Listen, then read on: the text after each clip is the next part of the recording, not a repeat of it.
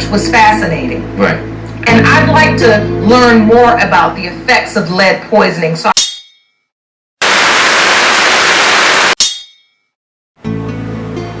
headaches, high blood pressure, miscarriage, delay in growth, premature birth, low IQ in children, mood disorders. I'm like, wow. But what really got me was the infertility part. Not just for men, but women too. What? And it can reduce your fertility potential. So lead poisoning is connected to so many things that people don't know about.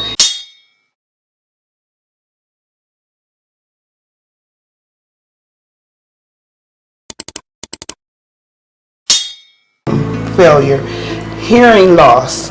In newborns, they can be born prematurely. They can have low birth weights. It can slow their growth down and their maturity level down.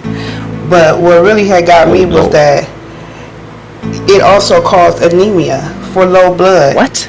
You can have learning disabilities. So people that have lived in old buildings, have lived in buildings that had paint, or they grew up in that kind of atmosphere and things like that.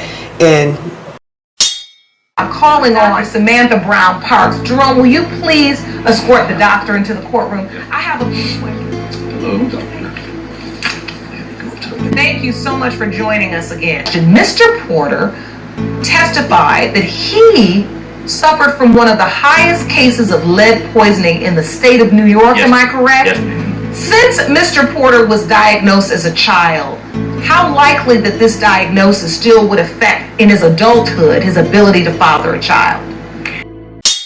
Say, oh, they have this kind of mental illness or this kind of mental illness. No, this stuff might have came from lead poisoning. Oh no. Unconsciously, fatigue it gives you also.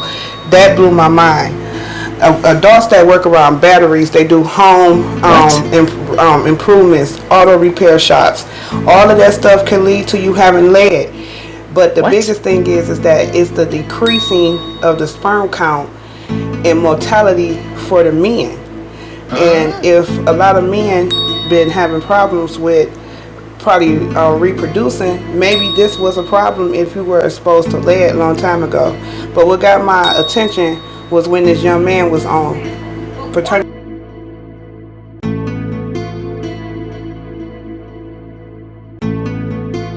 Interested me, and I will say since I'm assuming that you are no longer at a toxic level, it wouldn't affect the sperm shape or mobility, but because you're developing as a child and that genital tract is forming during that lead exposure, you could mess with not only the structure of what's there, but also the hormonal path that leads to producing sperm after puberty. Damage could have already been done.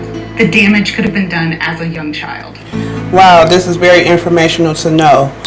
Depression, loss of appetite, irritability for headaches, insomnia, memory loss, all of this, hyperactive, that's can deal with high blood pressure. So if any of these have occurred in your health or your kid's health, go and check the doctor, especially if you was exposed to lead poison as a kid.